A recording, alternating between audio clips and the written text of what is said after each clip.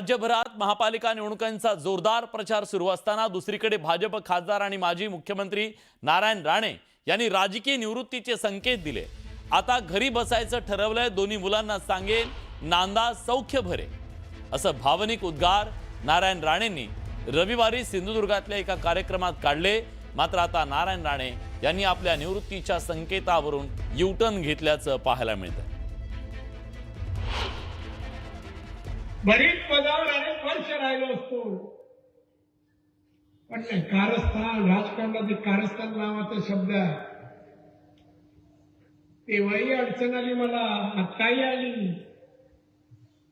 पण आता मी ठरवलं या शब्दाला पूर्णविराम द्यायचा, आपण घरी बसायचं। त्यांना विचारलं कशात त्रास, कारस्थान करायला, पण घरी बसू।